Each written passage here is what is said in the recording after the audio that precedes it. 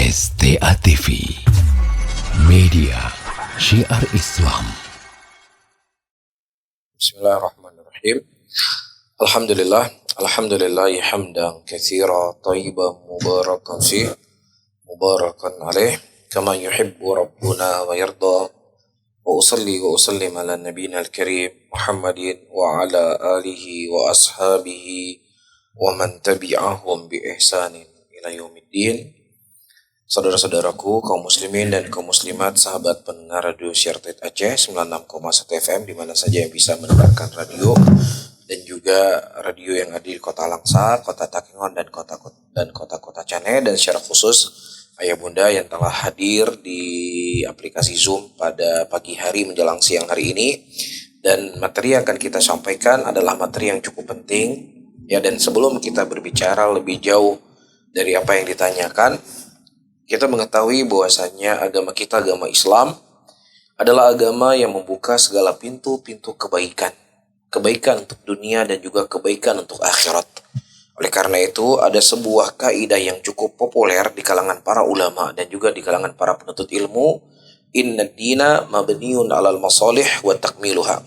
Bahwasanya agama ini dibangun di atas maslahat dan bagaimana untuk menyempurnakan maslahat tersebut. Ya, jadi dari konsep atau kaidah yang saya sebutkan ini menunjukkan bahwasanya Islam itu tidak hanya berbicara untuk kebaikan akhirat saja. Islam tidak hanya berbicara bagaimana saya bisa masuk surga. Islam tidak hanya berbicara bagaimana saya bisa tekun beribadah kepada Allah. Tetapi Islam dengan segala konsep kesempurnaan di dalam agamanya juga mengajarkan bagaimana untuk menjadi atau tumbuh masyarakat, bangsa, dan negara yang baik, yang tentram, yang damai, yang makmur. Ya, dan tidak akan baik sebuah negara, tidak akan damai, makmur sebuah negara ketika tidak baik masyarakatnya. Dan begitu juga tidak akan baik masyarakatnya kalau tidak baik keluarga. Oleh karena itu Al-Quran dan Sunnah Rasulullah SAW sangat intent ketika membahas tentang keluarga ini. Dan terkhusus pembahasan tentang anak. Di antara sekian banyak nikmat yang Allah Subhanahu wa Ta'ala berikan kepada hamba-hambanya adalah diberikan keturunan. Allah sebutkan di dalam surat Al-Kahfi ayat ke-46, Al-malu wal banun zinatul hayatid dunya. Bahwasanya harta dan anak-anak itu merupakan perhiasan dunia, perhiasan kehidupan seseorang.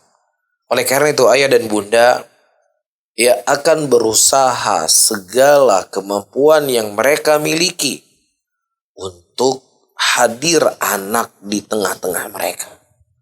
Mereka lebih siap untuk menjual apapun yang mereka punya asalkan mereka punya anak. Begitu juga ketika anaknya sakit, membutuhkan pengobatan yang biayanya sangat besar, pasti juga ayah dan bunda siap mengorbankan apapun harta yang dia miliki asal anaknya bisa sehat. Dan ini kita tidak berbicara apakah ayah bunda seorang muslim ataukah bukan orang muslim. Apakah ayah bunda orang yang taat kepada Allah ataukah tidak taat kepada Allah. Tetapi ini memang fitrah yang Allah Subhanahu wa Ta'ala tanamkan kepada hati manusia. Ya, nah apalagi kita sebagai seorang muslim. Apalagi kita sebagai seorang muslimah, apalagi kita sudah cukup banyak mengetahui tentang keutamaan anak-anak yang soleh. Maka ketika itu merupakan sebuah nikmat yang besar, ketika ini merupakan sebuah anugerah yang agung, maka dibutuhkan juga usaha yang lebih besar. Dibutuhkan juga usaha yang lebih kuat. Ketika kita punya ayam di rumah kita punya kandang ayam ya, atau punya kandang kambing. Kita kan memberikan waktu, kita memberikan pikiran. Ya bagaimana anak kambing dan ayam kita itu terus berkembang. Kan seperti itu. Yang jelas nggak mungkin kambing atau ayam itu dilepaskan begitu saja. Tetapi ada hal-hal yang perlu dia lakukan untuk bagaimana kambing dan ayam itu bisa terpelihara dengan baik. Kan seperti itu. Nah jangan sampai para hadirin dan hadirat orang tua, ayah bunda, ya jangan sampai fokus kita dengan ayam dan kambing kalah dengan fokus kita dengan anak-anak kita. Karena ayam dan kambing itu nggak bisa mendoakan kita ketika kita sudah mati. Ya, ayam kambing itu nggak bisa memberikan warisan pahala untuk kita. Ya, nah ketika ayam dan kambing itu butuh waktu, butuh pikiran, butuh tenaga, bahkan butuh harta untuk menjaganya, ya maka anak itu harus lebih dijaga. Dan terkadang, ya sebelum kita berbicara lebih jauh tentang Al-Quran, ayah bunda, ya terkadang sebagian ayah bunda berpikir, saya kan sudah sekolahkan anak saya. Ya, anak saya sudah saya masukkan ke sekolah Nawawi. Ya udah, selesai urusan saya. Selesai tanggung jawab saya. Ya, itu semuanya urusan sama guru-guru yang ada di sekolah. Jadi baik dan tidak baik ya anak saya tergantung gurunya di sekolah. Nah, kalau ada orang tua punya pikiran seperti ini, maka ya cepat-cepat untuk memperbaikinya. Karena ini pandangan yang salah. Ini merupakan pandangan yang keliru. Sekolah, ya itu adalah madrasah titipan. Ya sekolah itu merupakan sekolah yang sifatnya sementara. Tetapi sekolah yang hakiki, ya adalah sekolah yang ada di rumahnya bapak dan ibundanya. Ya, banyak orang-orang besar di muka bumi ini, ya menjadi orang-orang yang bermanfaat ketika mereka masih hidup. Dan juga bermanfaat setelah mereka meninggal ribuan tahun yang lalu, bahkan mereka telah meninggal. Ternyata di balik itu ada sentuhan ayah dan sentuhan ibunda dalam mendidik anak-anak tersebut. Perhatian 10 orang guru terkadang tidak sebanding dengan perhatian seorang ibu. Ya, pengajaran dari 10 orang guru terkadang tidak memberikan bekas yang lebih kuat dengan arahan seorang ayah. Oleh karena itu, seorang ulama salaf, beliau berkata, liyakun awwala islahika libani islahuka li nafsik. Awal engkau memperbaiki anakmu, awal engkau mendidik anakmu adalah dengan engkau memperbaiki dirimu dulu sendiri. Itu kalau kata ulama salaf. Nah, fal hasan indahum ma fa'alta wal qabih ma tarakta. Baik itu di mata anak-anak kalian adalah apa yang kalian buat. Ya, dan kejelekan di mata anak-anak kalian adalah apa yang kalian tinggalkan. Jadi guru di sekolah berbuih sudah mulutnya begini. Ketika dia pulang ke rumah, ternyata berbeda apa yang dia dapatkan di sekolah dengan apa yang dilihat dari bapaknya. Nah anak, dia kan milih bapak. Ya ini bapak saya, ini ibu saya yang melahirkan saya, yang menjaga saya. Nggak ada kok suruh-suruh saya seperti guru-guru saya di sekolah. Itu adalah sesuatu hal yang memang gambarannya manusia. Apalagi anak-anak dengan dunia main-mainannya, ya pasti dia akan lebih condong untuk bermain-main. Ya, jadi ini pegangan yang sangat penting ketika kita akan membangun keluarga Qur'ani.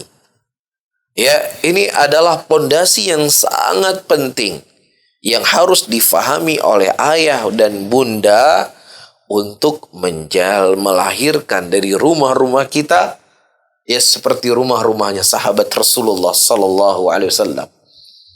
Bagaimana cahaya Al-Quran menerangi kota Mekah, menerangi kota Madinah, bahkan menerangi seluruh alam semesta. Iya, mereka, ya dunia di bawah kaki mereka, surga telah menanti mereka.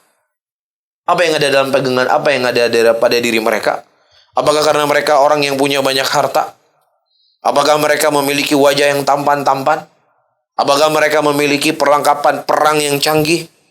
Ya, apakah mereka memiliki kepiawaian di dalam hal-hal berkebun atau lain sebagainya? Bukan. Bukan ini faktor utama. Walaupun ini faktor pendukung, tetapi faktor utama hebatnya mereka, sepertiga dunia berada di bawah kaki mereka, dan mereka masih berjalan di muka bumi ini, telah dikhabarkan mereka sebagai penghuni surga karena kuatnya mereka berpegang dengan Al-Quranul Karim. Kuatnya mereka berpegang di atas sunnah Rasulullah sallallahu alaihi wasallam. Kuatnya mereka berpegang di atas agama. Oleh karena itu ketika Umar bin Khattab radhiyallahu taala anhu berhasil merebut kembali kota Quds, kota suci yang ketiga umat Islam dari penjajahan kuffar, kata Umar bin Khattab, "Nahnu qaumun a'azzanallahu bil Islam." Kami adalah kaum yang Allah Subhanahu wa taala muliakan kami dengan Islam. Apa yang ada dalam Islam? Dalam Islam itu ada Al-Qur'an. Ya, dalam Islam itu ada sunnah Rasulullah sallallahu alaihi wasallam. Oleh karena itu ketika Aisyah radhiyallahu taala ditanya, para hadirin dan hadirat rahimani wa rahimakumullah, ayah dan bunda, bagaimana akhlaknya Rasulullah sallallahu alaihi wasallam? Bagaimana kesehariannya Nabi? Ya, kemudian Aisyah berkata, keseharian Nabi sallallahu alaihi wasallam adalah Al-Qur'an. Jadi lahirnya seorang Abu Bakar Siddiq, lahirnya seorang Umar bin Khattab, lahirnya seorang Uthman bin Affan, lahirnya seorang Ali bin Abi Thalib, ya lahirnya Abdurrahman bin Auf, Talha bin Ubaidillah, ya Mus'ab bin Umair, ya Zaid bin Thabit, Usama bin Zaid, dan beberapa sahabat dan lainnya dari sahabat-sahabat Rasulullah sallallahu alaihi wasallam yang kalau kita membaca sejarah kehidupan mereka, maka terkadang kita malu menisbatkan diri kita kepada salaf. Terkadang orang seperti kita nggak pantas untuk kita mengatakan kita pengikutnya mereka. Karena dalam segala kebaikan kita akan dapatkan mereka berada dalam barisan yang paling terdepan. Dengan apa Rasulullah mendidik mereka? Rasulullah mendidik mereka dengan Al-Quran. Rasulullah mendidik mereka dengan sunnah. Laqad mannallahu 'alal mu'minin idh ba'atsa fihim rasulan min anfusihim yatlu 'alaihim ayatihi wa yuzakkihim wa yu'allimuhumul kitaba wal hikmah wa in kanu min qablu lafi dhalalim mubin. Dan sungguh kami telah memberikan anugerah kepada kaum mukminin ketika kami mengutus seorang rasul dari kalangan mereka, yang rasul tersebut membacakan kepada mereka ayat-ayat Allah, yang rasul tersebut mensucikan mereka yang tadinya mereka berada di dalam kesesatan. Ini yang membuat hebat mereka. Oleh karena itu kondisi dan keadaan masyarakat pada hari ini, para hadirin dan hadirat, dengan segala carut marut yang terjadi di tengah masyarakat, tidak akan terperbaiki kecuali apa yang telah terperbaiki umat yang lalu. Demikian yang disebutkan oleh Imam Malik rahimahullah, tidak akan terperbaiki umat ini kecuali apa yang telah terperbaiki umat yang lalu. Umat yang lalu diperbaiki oleh Nabi SAW dengan Al-Quranul Karim, ya, dengan sunnah Rasulullah SAW. Oleh karena itu, supaya ada motivasi, ada dorongan dari kita semuanya, terkhusus ayah dan bunda, untuk melahirkan, menciptakan anak-anak penghafal Al-Quran, maka ada baiknya untuk kita mengenal lebih dekat. Ya, apa sih keutamaan mempelajari Al-Quran? Ya, apa tahap-tahap atau bagaimana supaya saya sebagai seorang ayah, saya sebagai seorang ibu bisa melahirkan di rumah saya anak-anak yang menghafal Al-Quranul Karim. Tapi pertama, kita penasaran, ingin tahu siapa sebenarnya Ahlul Al-Quran tersebut. Rasulullah sallallahu alaihi wasallam menyebutkan dalam sebuah hadisnya, "Inna lillah ahlina minan nas." Qalu man hum ya Rasulullah? Qala ahlul Quran hum ahlullahi wa khassatuhu. Hadisnya diriwayatkan oleh Imam Ahmad rahimahullah. Sesungguhnya Allah mempunyai keluarga di antara manusia. Para sahabat bertanya, siapa mereka ya Rasulullah? Rasul menjawab, para ahli Al-Quran. Nah, merekalah keluarga Allah dan hamba pilihannya. Ya, mungkin ayah bunda sangat bahagia, sangat senang kalau seandainya dipilih menjadi orang tua yang paling ideal di sekolah Imam Nawawi. Mungkin menjadi sebuah hal yang luar biasa ya. Tapi sadarkah kita bahwasanya ada di sana manusia-manusia pilihan Allah? Ada orang-orang yang dimuliakan oleh Allah. Siapa itu? Itu para ahli Al-Quran. Disebutkan oleh Syekh Shalih Al-Fauzan hafizahullah ta'ala, yang dimaksud dengan Ahlul Quran bukan orang yang sekedar menghafal dan membacanya saja. Tetapi ahlul Quran yang sejati adalah yang mengamalkannya. Meskipun ia belum hafal Al-Quran. Orang-orang yang mengamalkan Al-Quran, menjalankan perintah dan menjauhi larangan, serta tidak melanggar batasan-batasan yang digariskan Al-Quran, maka mereka itulah yang dimaksudkan ahlul Quran. Keluarga Allah beserta orang-orang pilihannya Allah, mereka hamba Allah yang paling istimewa di muka bumi. Nah, adapun beliau melanjutkan, orang yang hafal Al-Quran, membaguskan bacaan Al-Qurannya, membaca setiap hurufnya dengan baik. Namun jika ia menyepelekan batasan-batasan yang digariskan Al-Quran, ia bukan termasuk dari ahlul Quran. Tidak pula termasuk dari orang-orang khususnya Allah. Ya, jadi qori menang, sering menang ikut musabaqatul Quran, ya menjadi ini menjadi itu, tetapi ketika dia tidak mempraktekkan apa yang ada dalam Al-Quran, ya dia bisa membaca Quran dari belakang. Ya kita baca Quran dari depan saja ke dari depan mulai sulit. Ini dia bisa baca Quran dari belakang ke awal. Ya, mungkin nggak ada kesalahan. Iya, ditanya ayat apa tahu. Halaman sekian di baris atas, paham dia, hafal. Semua dia ngerti. Iya, dan ini adalah sebuah hal yang luar biasa ya, kita apresiasi dengan orang-orang yang mereka memiliki kekuatan dalam menghafal Al-Quranul Karim. Tetapi bukan ini yang ditujukan saja di dalam kita berkhidmat dengan Al-Quran. Tapi yang paling terpenting, Al-Quran itu diturunkan oleh Allah untuk ditadaburi dan kemudian untuk diamalkan isi yang ada di dalamnya. Itu baru dikatakan sebagai Al-Quran. Jadi Al-Quran adalah orang yang berpedoman dengan Al-Quran dalam gerak-gerik kehidupannya. Ia tidak menjadikan selain Al-Quran sebagai panutan. Mereka mengambil fikih, hukum-hukum dari Al-Quran, serta menjadikannya sebagai pedoman dalam beragama. Jadi mau tidak mau para hadirin dan hadirat rahimani wa rahimakumullah, para bunda, ayah dan bunda, ketika kita punya anak yang sudah hafal Quran, kita tidak hanya berhenti di situ. Ya sudah, tugas saya untuk menjadikan anak saya penghafal Quran sudah cukup, sudah selesai. Karena dia sudah khatam 30 juz, dia sudah setoran, dia sudah syahadah. Ya, maka kita katakan ini adalah awal. Ini bukan akhir dari segala sesuatunya. Tapi ini merupakan awal dari seorang ayah bunda untuk mendidik anaknya. Ini awalnya. Nah, ketika dia sudah punya kendaraan untuk memahami agama, kemudian dia harus berjalan. Ibaratnya ketika dia menghafal Quran, kendaraannya sudah ada. Tinggal dia berjalan. Tapi kalau seandainya kendaraannya yang mewah, yang bagus, tapi cuma ditaruh di parkiran mobil atau di garasi yang nggak bermanfaat, tapi dia harus berjalan. Nah, berjalannya Al-Quran, ya maksudnya adalah dengan dia mempelajari hukum-hukum dalamnya, fikih dan seterusnya. Oleh karena itu Nabi SAW juga pernah bersabda, yuqalu li sahibul Quran, iqra' wartaqi warattil kama kunta tartil fid dunya, fa inna manzilaka inda akhir ayatin taqra'uha. Dikatakan kepada orang yang membaca atau menghafal Al-Quran nanti, bacalah dan naiklah serta tartillah sebagaimana engkau di dunia mentartilnya, karena kedudukanmu adalah pada akhir ayat yang engkau baca. Hadis ini diriwayatkan oleh Imam Abu Daud rahimahullah dan juga disahihkan oleh Syekh Al-Albani dalam silsilah as-sahihah. Dan yang dimaksudkan dalam hadis ini membaca, ya, adalah menghafal Al-Quran. Yuqalu li sahibul Quran iqra. Dan iqra yang dimaksudkan di sini adalah menghafal Al-Quran.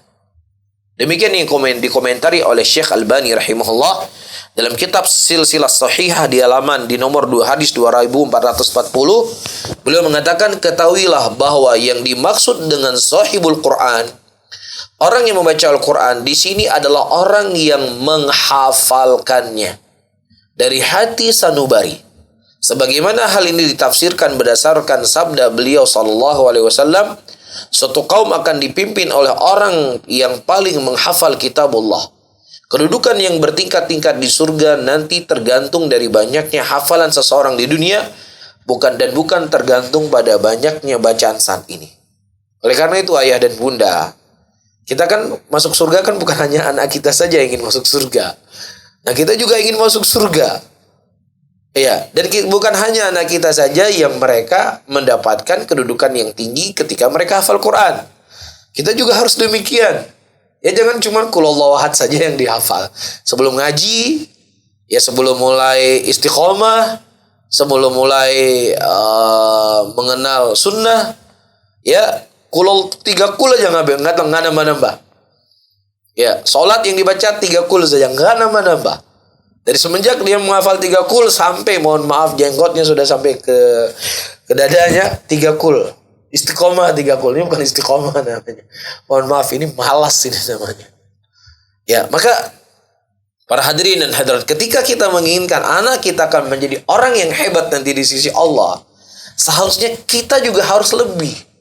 Karena Allah Subhanahu wa taala mengatakan dalam banyak ku anfusakum wa ahlikum. Jadi Allah tidak mengatakan ku ahlikum. Jagalah keluargamu, enggak. Allah mengatakan ku anfusakum. Jaga dirimu diri sendiri dulu. Baru setelahnya kau menjaga keluargamu. Jadi jangan hanya anaknya saja disuruh belajar agama. Jangan anaknya saja disuruh hafal Quran. Ya bahkan bapaknya marah kalau anaknya nggak setoran Al-Quran. Lah bapaknya sudah berapa lama nggak setoran Quran? Enggak, ini Qurannya nggak ada dalil Al-Quran khusus anak-anak, nggak ada. Al-Quran itu diturunkan oleh Allah kepada semua orang.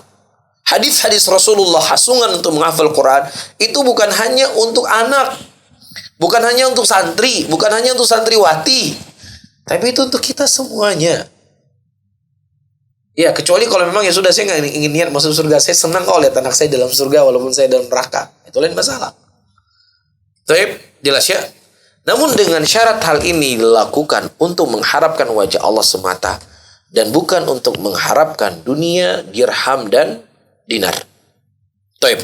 Nah, dari 2 hadis yang kita sebutkan tadi di atas para hadirin dan hadirat rahimani wa rahimakumullah, ya, maka di sini kita bisa memetik beberapa faedah. Pertama, menjadi keluarga Allah sebagaimana disebutkan dalam hadis pertama riwayat Imam Ahmad di atas. Yang kedua, mendapatkan kedudukan yang tinggi di surga tergantung banyaknya hafalan di dunia sebagaimana disebutkan dalam hadis kedua riwayat Abu Daud dan Al-Imam Tirmidzi rahimahullah. Dan yang ketiga, orang-orang yang mereka menghafal Al-Quran ya sebatas kemampuan yang bisa, ya tidak ditanya kamu sudah hafal 30 juz atau enggak, yang jelas kita ada usaha untuk menghafal. Walaupun dari semenjak kita mulai menghafal Quran sampai kita umurnya sudah tua, bahkan sampai kita meninggal 30 juz nggak lewat-lewat, tapi dia sudah berusaha, ini lain masalah.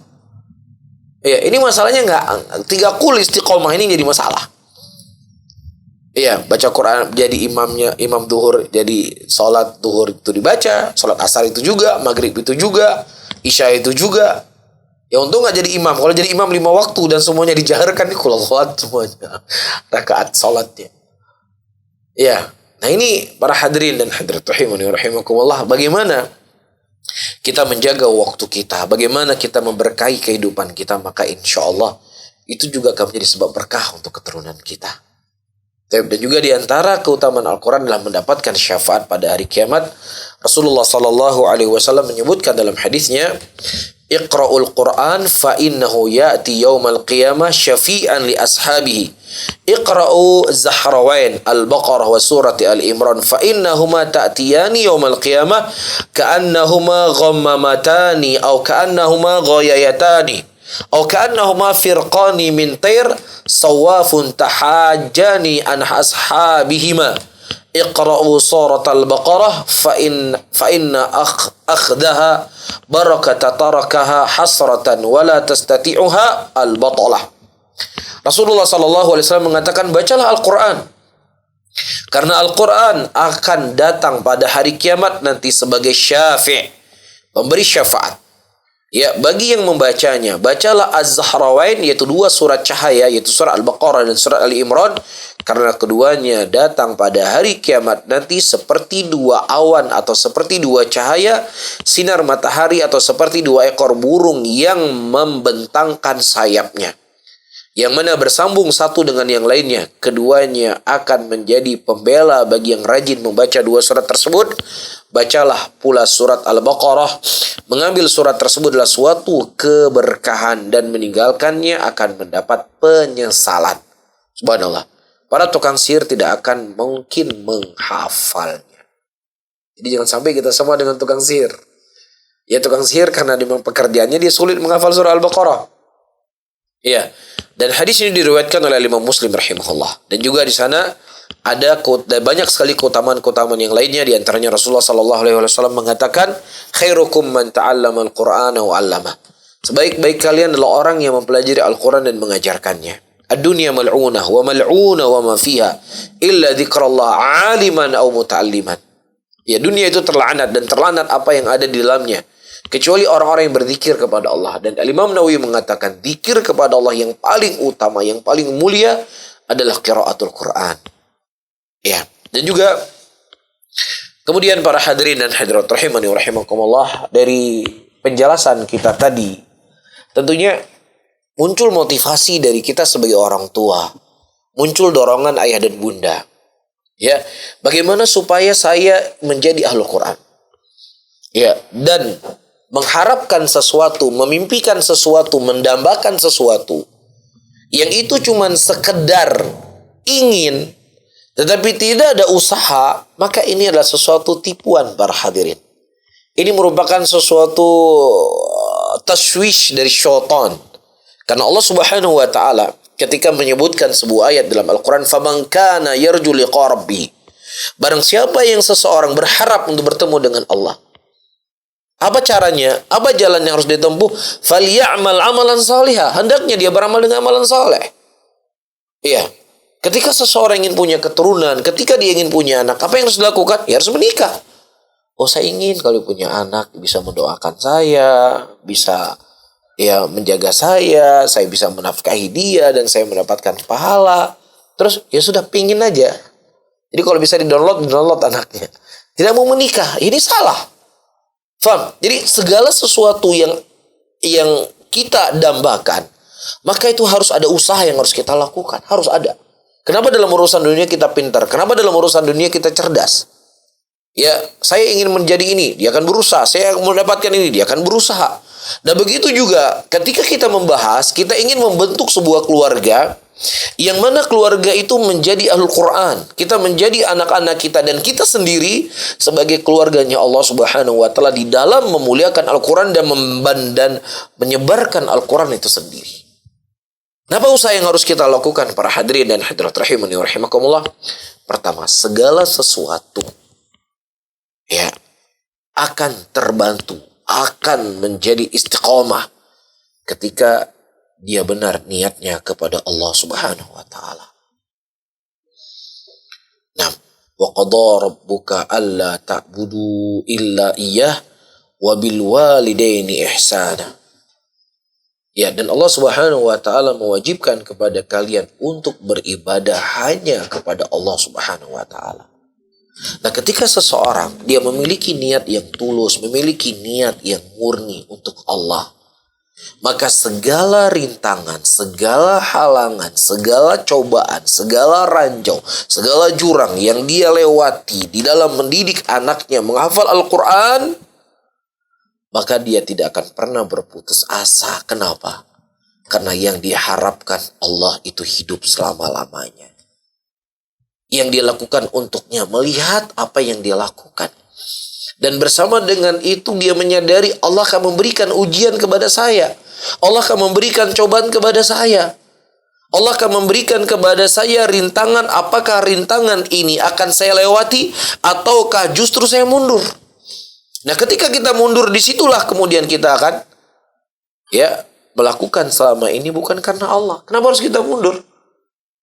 Ya, mundur karena celaan manusia, mundur karena tidak dianggap oleh manusia, mundur dikarenakan guru mengatakan, aduh bapak ini anaknya sudah banyak hafal Quran, tapi tajwidnya masih banyak salah, makrotnya masih banyak salah. Ya sudahlah, saya nggak mau hafal lagi anak saya Quran. Udah capek saya yang ngafalin dia Quran, tiba-tiba diprotes lagi. Ingat, Anda menghafal Quran untuk mendapatkan sanjungan dari guru, ya, atau apa yang ingin Anda inginkan? Kalau Anda inginkan adalah Allah, Allah itu hidup selama-lamanya. Iya. Apa yang Anda usahakan untuk mendidik anak Anda menghafal Quran itu tidak akan pernah disia-siakan oleh Allah. Makanya Abu Bakar Siddiq radhiyallahu taala anhu, para hadirin dan hadirat rahimani wa rahimakumullah, ketika meninggal Nabi Muhammad sallallahu alaihi wasallam, ya, yang Ada sebagian sahabat Rasulullah Sallallahu Alaihi Wasallam, bahkan Umar bin Khattab sendiri mengatakan, siapa yang mengatakan Muhammad telah meninggal, aku akan sembelih kepalanya. Ya, ada kondisi dan keadaan yang pada waktu itu sangat genting. Apa yang disampaikan oleh Abu Bakar Siddiq radhiyallahu taala anhu? Khutbah yang disampaikan oleh Abu Bakar As-Siddiq, pesannya adalah meluruskan niat sebenarnya. Tetapi beliau menggunakan dengan bahasa yang berbeda. Apa bahasa yang beliau bahasakan? Man kana ya'budullah fa innallah hayyun wa la yamut. Barang siapa yang menyembah Allah, maka Allah hidup selama-lamanya. Jadi kalau kalian ingin istiqomah, istiqomahlah karena Allah. Bukan istiqomah karena Nabi SAW. Ketika kalian ingin beribadah, beribadahlah kepada Allah, bukan untuk Nabi. Nabi itu diikuti sunnahnya beliau, diikuti ajaran beliau, bukan kita beribadah untuk Nabi. Nah, kalau kalian beribadah untuk Nabi, ya sudah, Nabi telah meninggal. Apakah kalian juga akan meninggalkan ibadah? Kalian akan meninggalkan ketaatan kepada Allah? Kalian akan meninggalkan keistiqomahan? Itu pesan yang disampaikan oleh Abu Bakar Siddiq untuk menanamkan keikhlasan dan niat tulus kepada Allah. Kalau memang selama ini kalian istiqomah, beribadah, menjauhi dosa, menjauhi maksiat untuk Allah, maka teruskanlah karena Allah hidup selama-lamanya. Bisa difahami para hadirin dan hadirat ayah bunda? Ketika kita ingin menghafalkan anak kita Al-Quran dan juga kita berusaha untuk menghafal Quran, pasti ada ujian, pasti ada cobaan, pasti ada ranjau yang akan kita hadapi. Tetapi ketika kita punya niat yang tulus, kita punya niat mengharap wajah Allah, ini perintah Allah, ini perintah Rasul Sallallahu Alaihi Wasallam, sehingga ketika itu muncul dari hati yang tulus kepada Allah, segala ujian dia akan merasakan manis. Karena yang memberikan ujian itulah Allah, dan Allah pula yang memerintahkan saya untuk menghafal Al-Quran. Jelas ya? Ini yang pertama. Yang harus dibekali oleh orang tua. Luruskan niat. Baik. Jangan niatnya untuk menang musabaqatul Quran. Nanti kalau seandainya musabaqatul Quran yang nggak menang, juara 10, bapak-bapak dan ibu-ibu sudah capek, lelah menghafalkan anak Al-Quran. Tiba-tiba kurugo buafai Quran. Tanya mandi tingkat camatan dan talo. Subhanallah. Maka nggak ada lagi bagian nanti di yaumul qiyamah.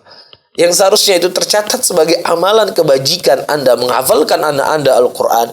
Tapi karena nggak dapat hadiah juara 1 musabaqatul Quran, yang mungkin hadiahnya cuma uang 1 juta, hilang pahalanya. Ini gimana kira-kira akal kita? Di mana kita letakkan akal kita? Ya, jadi ini yang harus ditanamkan pertama kali. Kemudian yang kedua, para hadirin ayah bunda, berdoa kepada Allah. Doa ini merupakan salah satu senjata yang paling ampuh yang dimiliki oleh seorang mukmin, seorang muslim, terkhusus ayah dan bunda. Ya, ayah dan bunda jangan hanya mengandalkan saya telah meninggalkan pekerjaan atau saya stop setengah pekerjaan dunia saya, fokus untuk anak saya. Saya telah memilih untuk anak saya sekolah yang paling terbaik agar dia bisa menghafal Quran. Betul, ini merupakan sebab, tetapi ini bukan sebab utama. Sebab utama taufik itu datang dari Allah. Ya, hidayah itu datang dari Allah. Istiqomah itu datang dari Allah. Nah, ketika kita menyadari bahwasanya itu datang dari Allah Rabbul Alamin, maka jangan pernah kita melepaskan diri kita kepada Allah. Selalu kita berdoa, selalu kita minta kepada Allah Rabbul Alamin. Rabbana hablana min azwajina wa dhurriyyatina qurrata ayun waj'alna lil muttaqina imama. Rabbana hablana, ya Rabb, kami berikanlah kepada kami istri-istri yang soleh dan anak-anak yang soleh. Dan bahkan Nabi Allah Ibrahim alaihissalam berdoa kepada Allah, ya, agar dijauhkan dirinya dan keluarganya dari kesyirikan. Ibrahim alaihissalam seorang nabi, seorang rasul, anaknya juga nabi dan rasul, yang mana beliau diperintahkan oleh Allah Subhanahu wa taala untuk menjaga, memberikan pendidikan kepada manusia. Dan tentunya pendidikan yang pertama kali yang beliau berikan kepada istri beliau, kepada anak-anak beliau. Tetapi bersama dengan itu beliau tidak mengandalkan saya sebagai seorang nabi, saya sebagai seorang rasul, saya bisa mendidik anak saya. Tidak. Tapi seorang nabi, seorang rasul ini menyerahkan dirinya kepada Allah Subhanahu wa taala agar diberikan keturunan-keturunan yang taat dan mentauhidkan Allah Rabbul Alamin. Nah, apalagi kita yang terkadang ele-elean dalam menjaga anak, yang terkadang kita banyak hal-hal yang kita langkahi dalam menjaga anak, maka tentunya lebih harus banyak kita berdoa kepada Allah. Oleh karena itu di sini disebutkan berdoa agar Allah memilih kita sebagai salah satu dari mereka, yaitu Ahlul Quran. Ya, jangan mulu-mulu doa, ya Allah mudahkanlah proyek saya bulan ini, ya Allah, ya Allah, ya dapatkanlah saya ini, ya Allah, ini ya Allah, itu saja tiap hari didoain. Padahal kalau dia punya uang, dia dapat harta, seperti yang saya sebutkan tadi. Kalau anaknya sakit, itu semuanya akan dia berikan untuk anaknya. Jadi kadang mana lebih baik kita minta doa anak kita sehat atau dapat harta. Karena harta kita, kalau anak kita sakit, semuanya habis untuk anak. Kan begitu. Ya, jadi hal yang seperti ini jangan lupa. Apalagi mendoakan anak menjadi Al-Quran. Karena tanpa keridhaan Allah, maka mustahil kita akan menjadi Al-Quran. Berdoa kepada Allah agar menjadi kita dan anak keturunan kita sebagai Al-Quran, serta memuliakan kita dengan Al-Quran. Berdoa agar para guru anaknya Allah berikan berkah lisannya, lembut hatinya, dan berbagai kebaikan yang lainnya. Karena doa orang tua adalah doa yang paling mustajab dan tidak dihijabi oleh Allah Rabbul Alamin. Oleh karena itu, ayah bunda rahimani wa rahimakumullah, ketika ayah bunda mengantarkan anak-anak ke sekolah, ya, yang mana anak-anak kita itu, ya dia apalagi masih kelas 1 SD, kelas 2 SD, yang belum balik, yang belum berakal, ya maka ya kita sebagai orang tua yang akan langsung berinteraksi dengan para guru. Kita orang tua yang akan selalu berinteraksi dengan pihak sekolah. Maka di antara salah satu kesuksesan di dalam proses belajar mengajar, adanya hubungan yang baik antara orang tua dan guru. Yang mana si guru ini adalah partner orang tua untuk mendidik anak. Dalam arti kata, guru ini adalah, mohon maaf ya, guru itu memiliki tugas yang mulia. Tapi maksudnya dia serapnya. Mohon maaf ya, mungkin ada bahasa yang lain yang lebih indah, mungkin terbesit saya dari itu. Maksudnya saya ingin katakan begini. Dari apa yang saya katakan di awal kajian tadi, orang tua itu adalah motor terutama di dalam mendidik anak. Guru itu cuma sekedar membantu. Jadi jangan dibalik. Jangan dibalik. Jangan dia sebagai serapnya, gurunya sebagai motornya. Enggak. Orang tua motornya, guru itu sebagai partner kita untuk membantu anak kita. Jadi jangan dibalik. Nah, ketika kita berhadapan dengan guru, guru itu manusia. Dia bukan malaikat Jibril, dia bukan malaikat Mikail, dia bukan malaikat Israfil yang la ya'sunallah ma amarum wa yaf'aluna ma yu'marun. Ya, tidak pernah bermaksiat kepada Allah dan melakukan apa yang Allah perintahkan. Guru itu sama kayak bapak juga. Ketika ada masalah kadang-kadang suka nggak fokus. Iya, guru-guru di sekolah sama juga kayak ibu. Ketika datang haid kadang-kadang suka emosi. Iya, guru-guru di sekolah sama juga kayak bapak dan ibu, ketika datang malas kadang malas. Ya, mereka bukannya malaikat seperti yang saya sebutkan tadi. Jelas? Maka jangan sampai nanti ada guru yang dia cuman sekedar membantu para hadirin dan hadirat rahimani wa rahimakumullah. Ya, kemudian seakan-akan dijadikan sebagai budak. Lalu sudah bayar SPP, memang SPP berapa sih bapak bayar sama ibu bayar? Hah? Berapa SPP yang bapak dan ibu bayar? Ya, 300.000. Nah, 300.000 itu cukup apa? Walaupun sekolah nggak menginginkan itu. Cuman itu untuk berjalannya pendidikan. Cuman itu harus disadari bapak-bapak dan ibu-ibu. Begitu juga kalau bapak dan ibu-ibu kasih gaji, kasih SPP 1 bulan 5 juta nggak berhak juga bapak dan ibu memarah-marah dan lain sebagainya. Iya, itu harus diperhatikan. Maka kecerdasan para ulama salaf kita terdahulu, para ulama salaf kita terdahulu, di awal mereka belajar, di awal mereka menuntut ilmu, apa yang mereka lakukan? Mereka bersedekah untuk bertawassul dengan amalan soleh, dan kemudian mereka berdoa kepada Allah. Allahumma astur aurati syekhi anni. Ya Allah, tutuplah aurat guruku dariku. Itu yang mereka minta. Kenapa mereka berdoa seperti ini? Karena mereka sadar guru yang akan saya belajar, guru yang akan saya mengambil ilmu darinya, itu ulama loh ya, yang dia mereka ambil ilmunya. Para muhadditsin, para alul hadis, para imam, para syuyukh. Tapi itu yang mereka berdoa. Kenapa mereka berdoa seperti ini? Karena kecerdasannya mereka. Guru saya bukan malaikat. Ya, ada di antara hal-hal yang dilakukan oleh guru saya nggak suka. Ada. Pasti ada. Makanya sebagian para ulama salaf terdahulu ketika mereka diusir sama gurunya, dia nggak baperan. Ya, dia tetap belajar di belakang gurunya. Gurunya mengatakan, saya nggak mau lihat muka kamu. Karena dia tahu pentingnya ilmu, dia duduk di belakang. Yang penting saya dapat ilmu, mau diusir kayak nggak ada masalah.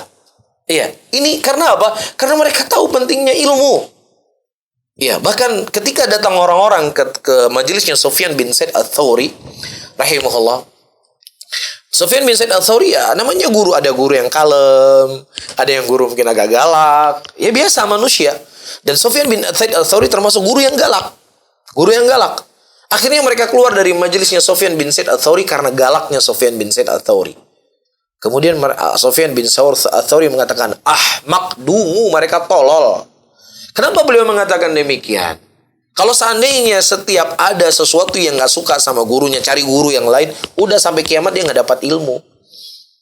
Makanya banyak disebutkan dari orang-orang yang waktu itu keluar dari majelisnya Abdullah bin Abbas, tidak ada sesuatu yang mereka sesali dalam kehidupan mereka kecuali larinya mereka dari majelis Ibnu Abbas sehingga hilang ilmu yang mereka dapatkan dari lautan ilmu ini. Nah ketika saya berbicara tadi si anak, ya mereka belum punya, dia belum balik dan lain sebagainya. Orang tua yang akan banyak berinteraksi dengan si guru, maka disitulah si orang tua berdoa untuk Allah, berdoa kepada Allah akan gurunya, guru anak-anaknya diberikan kesabaran, diberikan keistiqomahan. Bapak-bapak dan ibu-ibu kan merasa sendiri ya. Di masa pandemi, di masa COVID yang gak bisa sekolah, gimana sih bapak-bapak dan ibu-ibu di rumah? Berapa guru-guru di rumah? Berapa? Maksud saya, bagaimana kondisi bapak dan ibu punya anak 5? Anaknya semua di rumah. Apa yang terjadi? Ya, jadi jangan dinilai SPP itu terlalu murah. Walaupun bapak kasih gaji, kasih SPP 3 juta 1 bulan. Dengan bapak punya anak di rumah bisa melihat bagaimana kondisi. Ya, ternyata kita tidak punya kemampuan. Disitulah besarnya jasa guru. Ya, besarnya jasa guru. Tapi, nah jangan dinilai guru itu harus, ya kalau gurunya ustadz ini ya saya muliakan. Ini guru cuman guru ngajar huruf alif bata. Naudzubillah.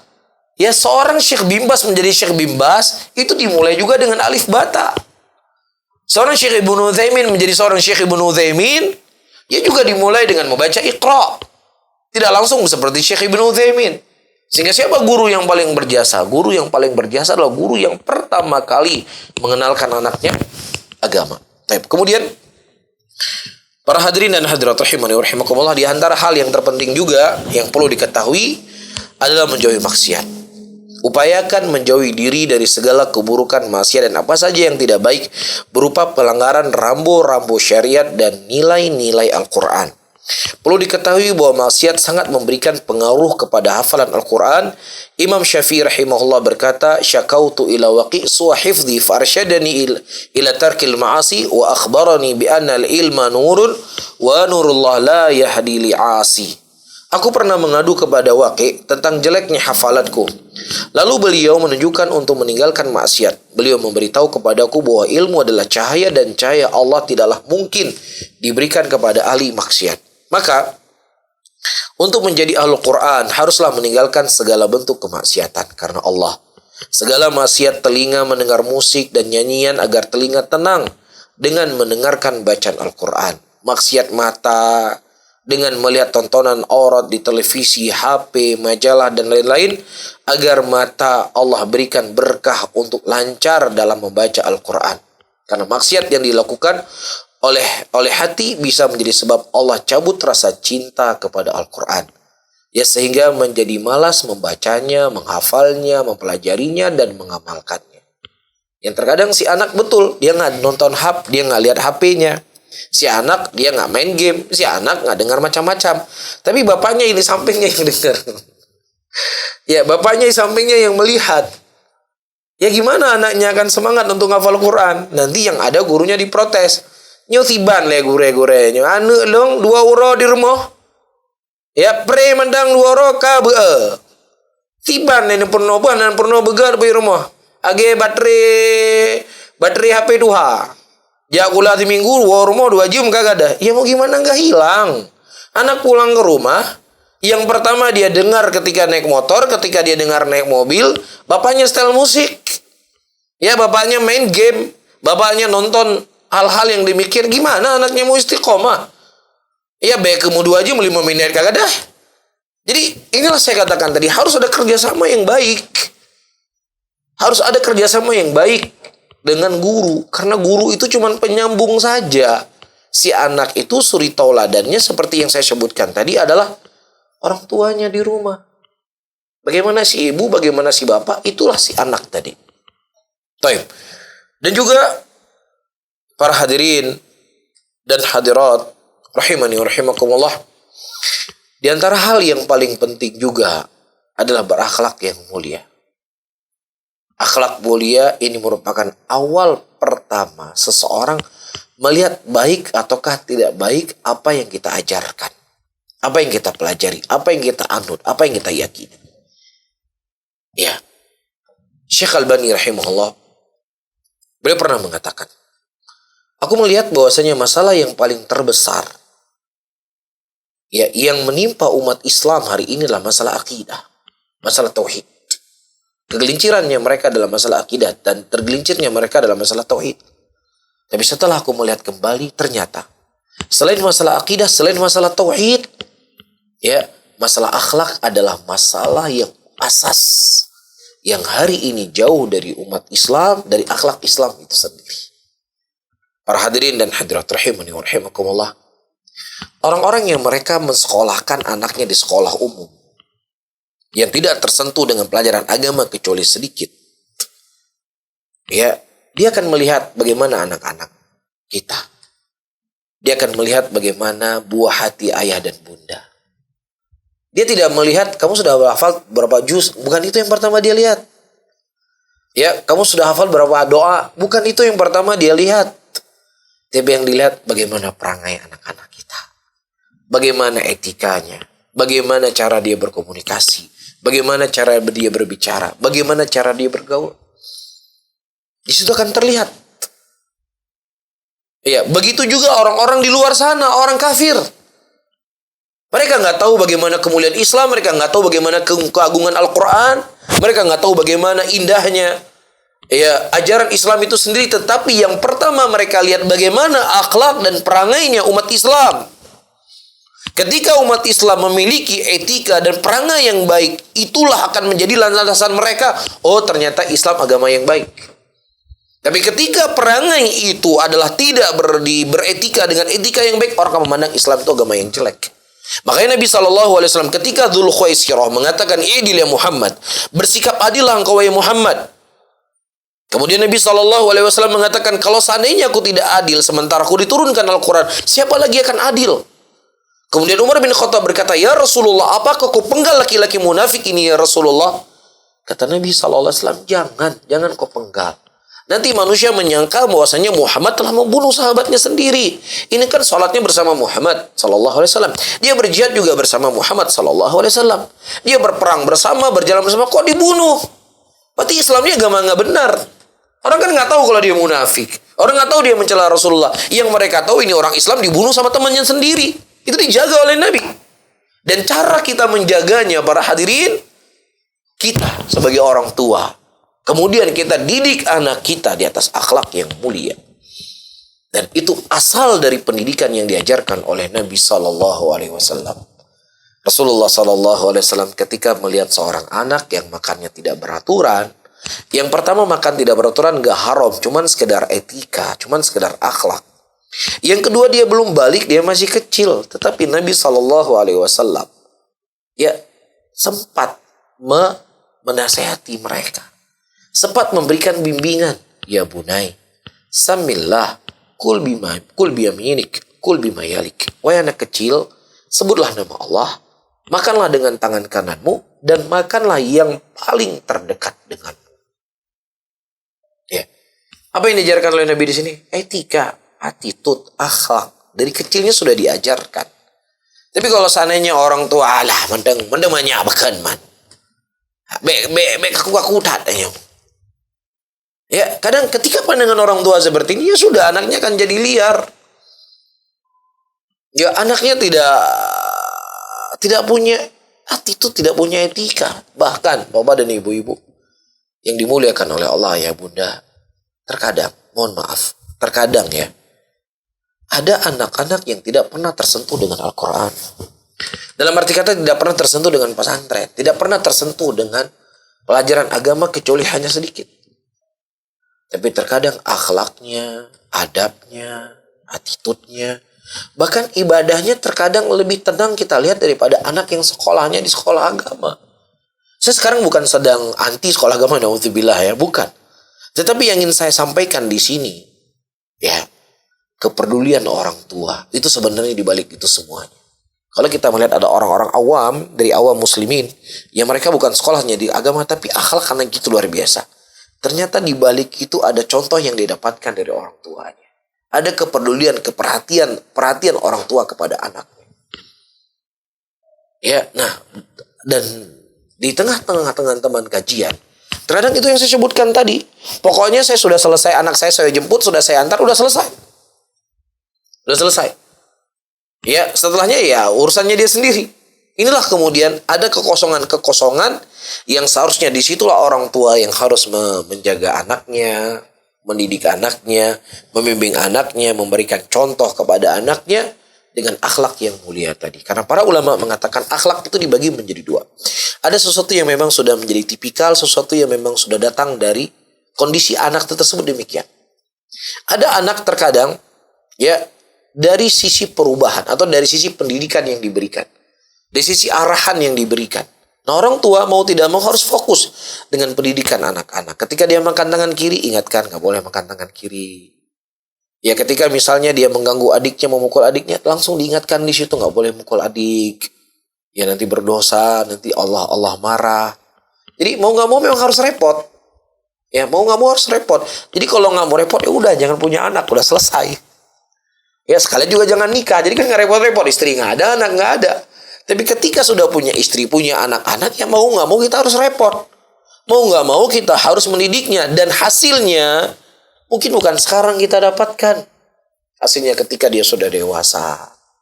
Hasilnya setelah kita meninggal. Hasilnya kelak kita petik di umur kiamat. Walaupun di dunia itu kesulitan yang harus kita lewati. Oleh karena itu Allah Subhanahu wa taala menyebutkan sebuah ayat di dalam Al-Qur'an, Kitabun anzalnahu ilaika mubarakun liyatadabbaru ayatihi wa liyatadzakkara ulul albab. Ini adalah suatu kitab Al-Quran yang kami turunkan kepadamu penuh dengan berkah, supaya mereka merenungi makna ayat-ayat Allah dan supaya mendapat pelajaran orang-orang yang mempunyai pikiran. Baik. Al-Imam Hasan Al-Basri rahimahullah berkata, demi Allah, bukanlah ya mentadaburi Al-Quran dengan hanya menghafal huruf-huruf lafadznya, tapi melalaikan hukum-hukum kandungannya. Sampai-sampai salah seorang dari mereka berkata, aku telah membaca Al-Quran seluruhnya, tapi tidak terlihat pada dirinya dalam akhlak dan perbuatannya. Subhanallah. Para hadirin dan hadirat rahimani wa rahimakumullah. Apa hal yang pertama yang didapatkan oleh sahabat Rasulullah SAW setelah mereka masuk Islam? Apakah teriwayatkan kepada kita banyaknya hafalan Quran mereka? Apakah ternukilkan kepada kita banyaknya sholat malam kita? Betul, itu ternukilkan dari kita kepada kita. Tapi di antara hal yang pertama ternukilkan kepada kita perubahan akhlaknya mereka, perubahan adabnya mereka, perubahan etikanya mereka, perubahan cara mereka berbicara. Itu yang pertama terlihat dari kehidupan sahabat Rasulullah SAW. Yang tadinya ingin membunuh Nabi, ya, pencela Rasulullah SAW, kemudian berubah menjadi orang-orang yang ingin melindungi Nabi Muhammad SAW. Ini babnya apa? Babnya akhlak. Ini babnya apa? Babnya etika. Dan sedikit di sini para hadirin dan hadirat rahimani wa rahimakumullah, kalau kita mau evaluasi ya, masalah akhlak terkadang lebih diperdulikan oleh orang-orang awam dari kalangan para penuntut ilmu. Kenapa? Karena satu hal yang tertanam di mindsetnya seorang penuntut ilmu, ya, masalah akhlak ini bukan masalah manhaj. Ya, masalah manhaj itu adalah masalah bid'ah, ya, masalah hizbiyah, Ya, sehingga mereka membentengi diri mereka dengan ketat. Apa itu bid'ah, apa itu hizbiyah. Ya, yang ini tentunya hal yang positif. Walaupun terkadang ada sikap yang berlebih-lebihan, ini juga akan menjadi tidak baik. Tapi secara umum ini hal yang baik. Tapi ketika berbicara masalah akhlak, oh ini masalah akhlak, nggak ada masalah, bukan masalah manhaj. Ini bukan masalah prinsip, ini bukan masalah usul. Sehingga ketika mindset ini tertanam pada diri mereka, mereka tidak menganggap penting masalah akhlak tadi. Karena apa? Bukan masalah manhaj. Pertama, kita ingin tahu, ya, siapa dari kalangan para ulama yang menganggap masalah akhlak itu masalah sepele? Bukankah Rasulullah SAW mengkhabarkan ada seorang wanita yang salehah, yang dia mengurung seekor kucing, kemudian kucing tersebut mati dan sebab dia masuk neraka? Dan bukankah juga Rasulullah menceritakan ada seorang wanita pelacur yang dia melihat seekor anjing dalam keadaan haus, kemudian diambil sepatunya dan kemudian dia memberikan air kepada anjing tersebut menjadi sebab dia masuk surga? Ya, mengurung kucing sebab masuk neraka, dia solehah. Memberikan minuman kepada seekor anjing, dia seorang pelacur menjadi sebab masuk surga. Jadi masuk surganya seorang bisa dengan dalam bab akhlak. Masuknya seseorang dalam neraka juga masalah akhlak. Oke lah, itu nggak masalah manhaj. Cuman masalahnya kalau akhlak ente jelek bisa sebab masuk neraka atau enggak? Ya sudah kalau itu menjadi sebab masuk neraka, ente jauhi. Kan gitu. Iya. Nah, kalau seandainya ini bukan masalah manhaj, apakah sebab orang berbuat akhlak yang baik dia masuk sebab masuk surga? Nah, kalau seandainya itu merupakan sebab masuk surga, ya udah, ente bersemangat untuk mempunyai akhlak yang baik. Bersemangat untuk menanamkan akhlak yang baik kepada keluarga. Karena mindset tadi saya tegaskan kembali, disitulah terkadang pendidikan di kalangan para penuntut ilmu, mereka tidak konsen dalam masalah akhlak karena menurut mereka itu bukan masalah manhaj. Ini pemahaman yang keliru, ini pemahaman yang salah. Ya, ketika pemahaman ini muncul, tersimpan dalam benak seorang penuntut ilmu, akhirnya dia menyepelekan dalam masalah akhlak. Ya, perubahannya cuma sekedar mohon maaf, punya jenggot, pakai baju jubah, pakai cadar. Muamalahnya plus sama persis seperti dia dulu masih awam. Ya, hutang sulit bayar, hutang sana, hutang sini. Ya, bermuamalahnya ribut terus. Sedikit ada masalah ribut dan seterusnya. Ini kan terlihat. Seharusnya ketika kita sudah mengenal agama, perubahan itu terjadi pada diri kita. Bagaimana cara kita berakhlak, bagaimana cara kita bermuamalah. Ya, bukankah Rasulullah mengatakan orang yang bekerja itu diberikan gaji sebelum keringatnya kering? Itu hadis Rasulullah, itu akhlak. Itu manhajnya Nabi. Ya, jangan kemudian kita kalah dengan orang awam di dalam mengatur ya orang yang bekerja di tengah-tengah kita. Orang awam kerja langsung dapat gaji. Ini mungkin berbulan-bulan uangnya nggak diberi-berikan. Ya, ini bukan hal yang baik. Ini salah satu contoh. Saya ingin berbicara tentang bab muamalah. Kita bermuamalah bukan hanya wah saya nggak mau makan haram, saya nggak mau makan uang riba. Ya, saya nggak mau main judi. Betul, itu hal yang penting. Tapi bab-bab yang Rasulullah SAW ingatkan kita, bab ini. Kita sebagai seorang Muslim, ya sebagai seorang penuntut ilmu, ya saya nggak mengatakan kita sebagai seorang salafi karena salafi itu terlalu berat. Dan berat dalam arti kata ketika kita mempelajari kehidupan sahabat Rasulullah SAW, malu kita menisbatkan diri kita kepada salafi. Berat sekali nama ini. Tapi saya katakan kita sebagai seorang Muslim, kita sebagai seorang Muslimah, kita sebagai seorang penuntut ilmu, hendaknya kita berakhlak dengan akhlak hal-hal yang orang awam itu merasa itu hal yang nggak pantas. Orang awam memandang itu hal yang nggak baik. Jelas di sini. Nah, kita sebagai orang tua kita mulai. Baru setelahnya akan berubah kepada anak kita. Jadi bukan hanya jenggot saja. Bukan saya salafi paling top ini, nggak maulidan, saya nggak tahlilan. Oke. Tapi agama bukan hanya di situ saja, Mas.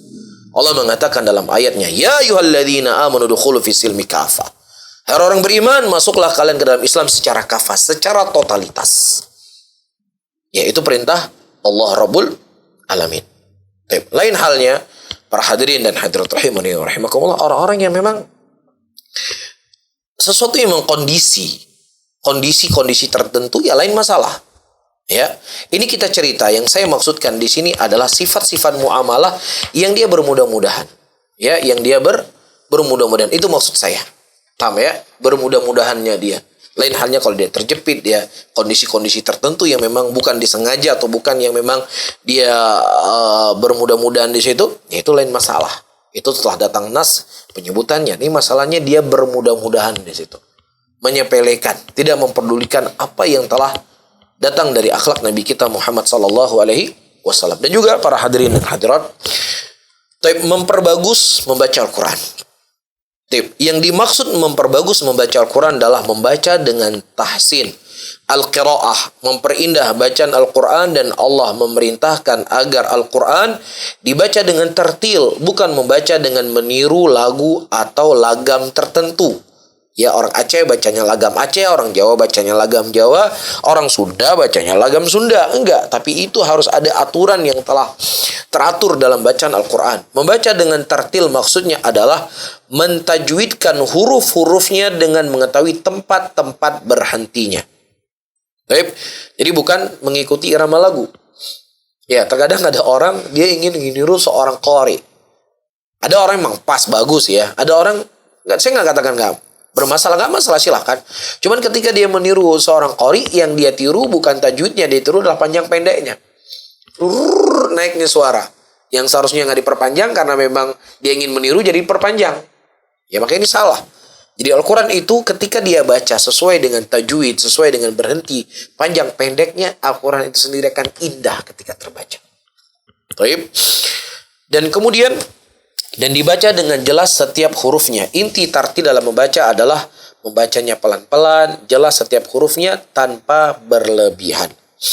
Baik. Dan di sana ada beberapa hadis yang menganjurkan untuk memperindah bacaan Al-Quran. Di antaranya hadis yang datang dari Bara bin Azib radhiyallahu taala anhu, Rasulullah sallallahu alaihi wasallam berpesan, "Zayyanul Qur'ana bi aswatikum." Hiasilah Al-Quran dengan suara kalian. Dan juga Rasulullah sallallahu alaihi wasallam mengatakan, "Laisa minna man lam yataghanna bil Qur'an." Siapa yang tidak memperindah suaranya ketika membaca Al-Quran, maka ia bukan dari golongan kami. Baik. Dan juga para hadirin dan hadirat rahimani wa rahimakumullah, di antara hal yang perlu untuk diketahui juga adalah belajar kepada guru yang tepat. Agar mampu membaca Al-Quran dengan baik harus melalui proses belajar. Belajar membaca meliputi mengenal huruf, membaca sesuai makhraj dan sifat huruf, membaca dengan mad atau gunnah yang benar, mengetahui posisi waqaf dan menyambung bacaan, membaca dengan tajwid, tempo, irama yang indah. Ya, ini tentunya harus memiliki guru-guru yang mumpuni dalam masalah ini. Yang selanjutnya, belajar memahami Al-Quran sehingga bisa mentadaburinya dengan baik dalam kehidupan sehari-hari. Dan salah satu ilmu alat yang membantu adalah mempelajari bahasa Arab.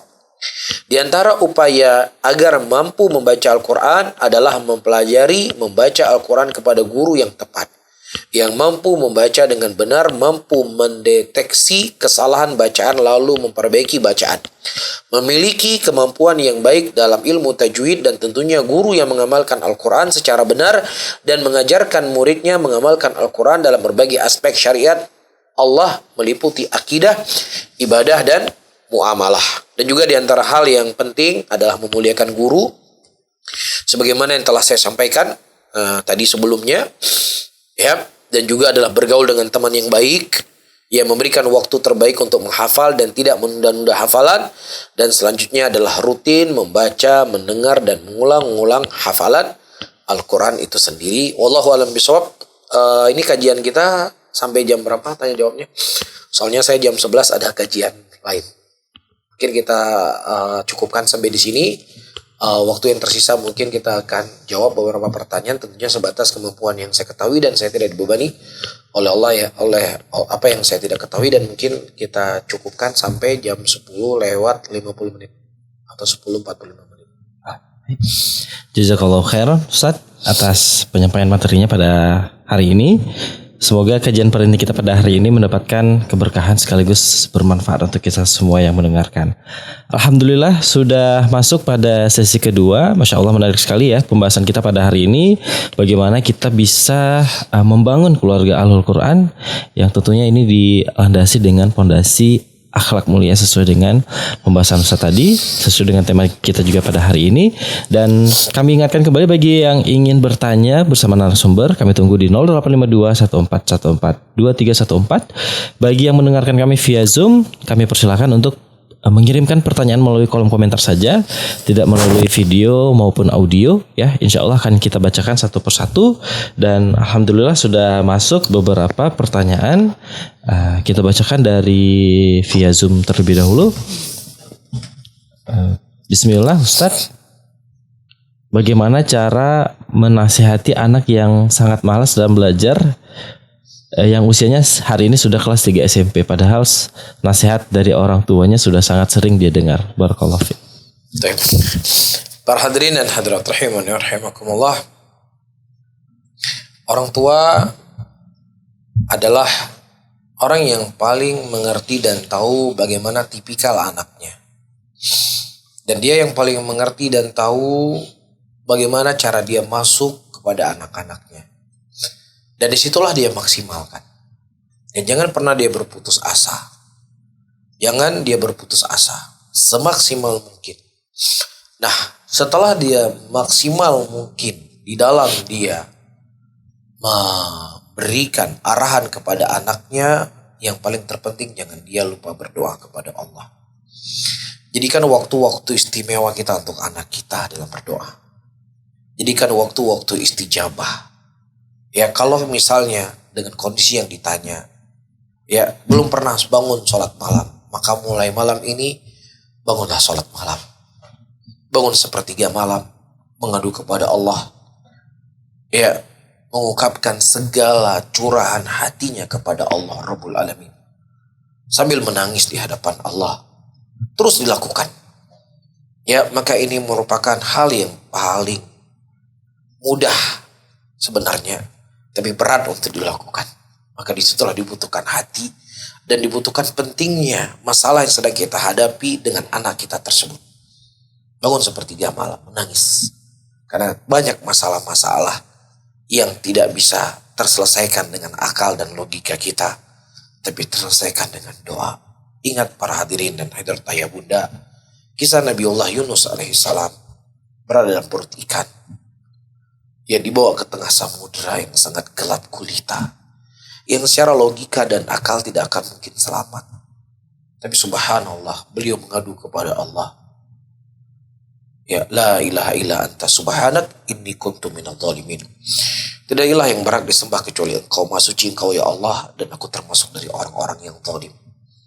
Ya, maka bangunlah sepertiga malam berdoa kepada Allah, karena ini merupakan jalan yang terbaik ya untuk menyelesaikan segala permasalahan yang kita hadapi dalam kehidupan kita. Dan mungkin kita akan mendapatkan ilham-ilham apa yang harus kita lakukan dengan kondisi dan anak kita tadi. Maka di sana tidak ada konsep khusus. Ya, selain dari apa yang telah kita sebutkan tadi, bergaul dengan teman yang baik, diarahkan dia bergaul dengan orang-orang yang semangat belajar. Ya, ini hal mungkin sifatnya sudah jelas bagi ayah dan bunda. Cuman saya memberikan dua konsep tadi. Ya, konsep pertama, jangan berputus asa, selalu intent di dalam mendidik anak-anak. Ya, jangan bosan, jangan jenuh. Ya, dan selanjutnya yang paling terpenting adalah berdoa kepada Allah Rabbul Alamin. Bukankah Jureid dikabulkan doanya ibunya oleh Allah Subhanahu wa taala dalam keadaan Jureid sedang sholat? Dia sedang tidak berbuat maksiat, dia sedang sholat. Dia dikabulkan doanya oleh Allah Subhanahu wa taala. Nah, bagaimana lagi kalau kondisinya seorang ayah, seorang ibu berdoa kepada Allah di sepertiga malam sambil menangis, maka tentunya ini merupakan cara yang paling terbaik. Allahu a'lam. Baik, jazakallah khair Ustaz untuk jawabannya. Kita masih dalam pembahasan tema upayaku menjadikan keluargaku ahlul Quran. Masih kita tunggu beberapa pertanyaan yang tentunya bisa antum kirimkan melalui kolom komentar via Zoom bagi yang sedang mengikuti kita di aplikasi Zoom, atau bisa langsung mengirimkan pertanyaan ke 0852 1414 2314. Kita kembali ke dalam pertanyaan selanjutnya Ustaz. Bismillah, assalamualaikum. Bagaimana caranya supaya anak kita bisa istiqomah dalam menghafal Al-Quran dan benar-benar semangat? Dan satu lagi Ustaz, benarkah Rasulullah itu tidak bisa membaca dan menulis? Bila benar, bagaimana caranya kita menjelaskan ke anak agar si anak tetap mau belajar karena anaknya termasuk kritis? Baik, para hadirin dan hadirat rahimani wa rahimakumullah. Tentunya pertanyaan yang kedua ini mungkin hampir sama dengan pertanyaan yang pertama tadi. Ya, tetap suasana di rumah itu dibuat suasana dengan Al-Quran. Kalau seandainya memang orang tua menginginkan anaknya semangat dengan Al-Quran tadi. Tapi kalau seandainya si bapak, si ibu dengan kesibukannya masing-masing, kemudian dia suruh anaknya, ayo Al-Quran, ayo Al-Quran, ayo murojaah. Ya, tetapi ibunya dengan kesibukannya sendiri-sendiri, maka ini kurang berefek. Ya, kecuali anak-anak tertentu saja. Ya, ini kurang berefek karena seperti yang telah kita sebutkan tadi dari ucapan para ulama salaf. Nah, yang kedua, para hadirin hadirat, ada hal-hal yang terkadang tidak semua hal itu harus kita sampaikan. Ya, Umar bin Khattab radhiyallahu taala anhu, beliau telah memberikan wasiat, ya hati-hatilah engkau dalam berbicara. Jangan kau berbicara sesuatu yang bukan pada tempatnya, terkadang itu akan menjadi fitnah. Nah, apa faedahnya kita mengatakan Rasulullah nggak bisa membaca, nggak bisa menulis? Kalau nanti anak-anak kamu mengatakan, yaudah kalau gitu saya nabi, seorang nggak bisa baca menulis, saya bisa jadi nabi.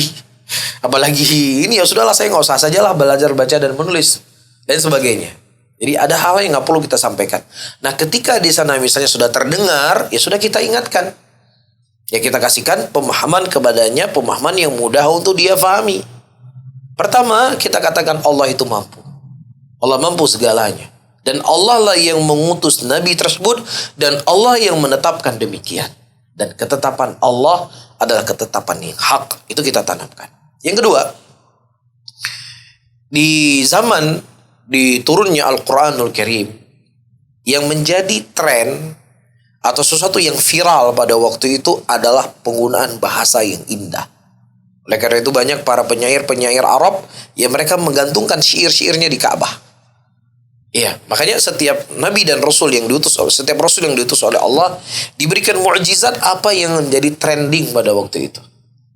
Iya, ya di kaum Nabi Musa alaihissalam pada waktu itu mereka dengan sihirnya Allah Subhanahu wa taala mendatangkan Nabi Musa alaihissalam mengalahkan sihir mereka yang mana tongkat Nabi Musa bisa membelah laut dan semisalnya.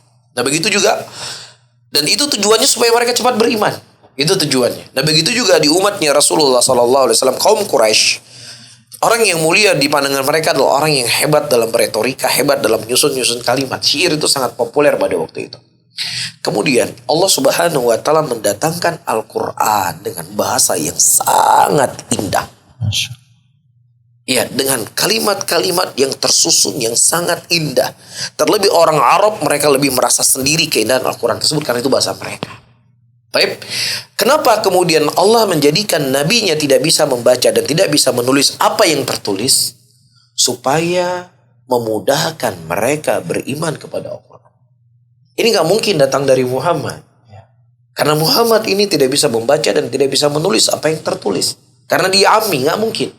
Berarti apa yang didatangkan Al-Quran pasti sesuatu datang dari Allah Rabbul Alamin. Jadi tujuannya adalah untuk memudahkan mereka beriman kepada Al-Quran itu sendiri. Mungkin bagaimana dibahasakan kepada anak-anak ya supaya dia lebih mudah paham. Oh, begini maksudnya. Ya, wallahu a'lam.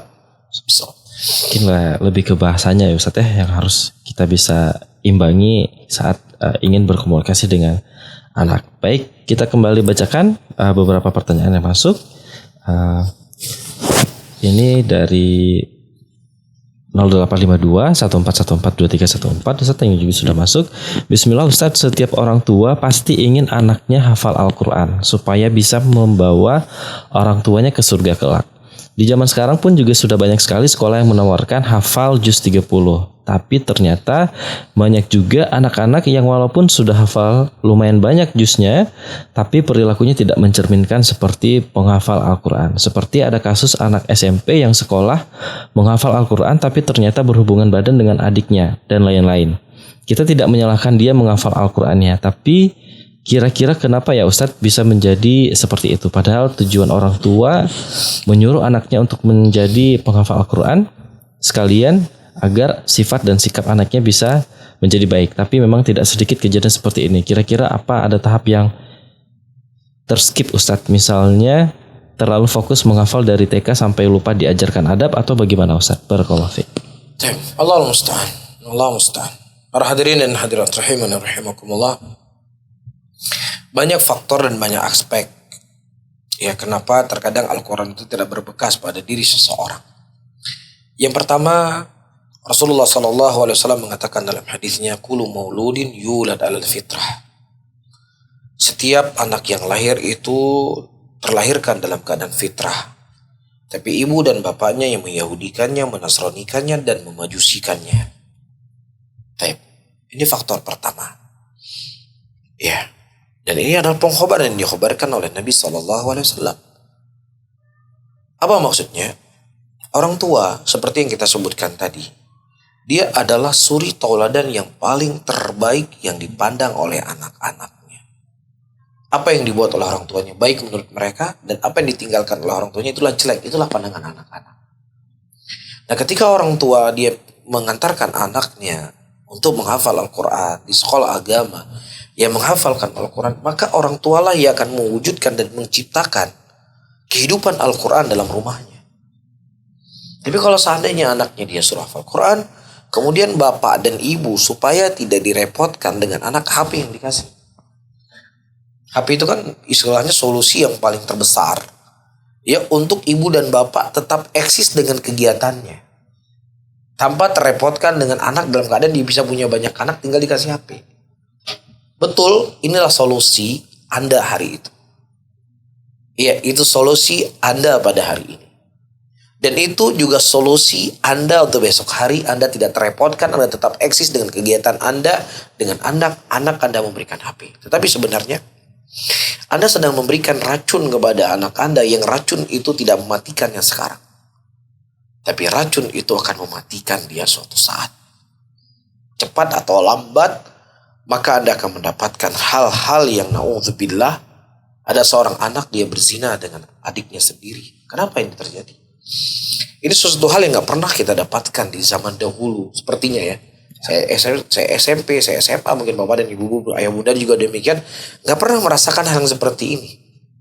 Tapi hari-hari ini setiap saat kita mendapatkan anak berzina dengan ayahnya, ibu berzina dengan anaknya, adik berzina dengan kakaknya. Kenapa?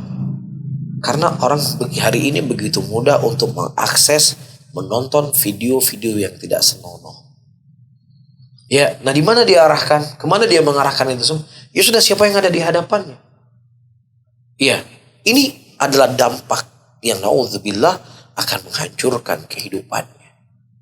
Apa sebabnya tadi? Bius yang diberikan tadi, anak nggak nangis, anak nggak rewel diberikan HP, kan bius. Ya. Tapi bius inilah yang mematikan. Dan hampir banyak masalah para hadirin, kalau kita mau jujur, inilah yang menjadi efek. Maka yang semaksimal mungkin, bapak, ayah, bunda yang masih punya anak-anak yang masa pertumbuhannya, kalau ayah dan bunda ingin memberikan kebaikan kepada anak-anak, maka usahakan semaksimal mungkin tidak menggunakan HP di rumah, kecuali hal-hal yang penting saja.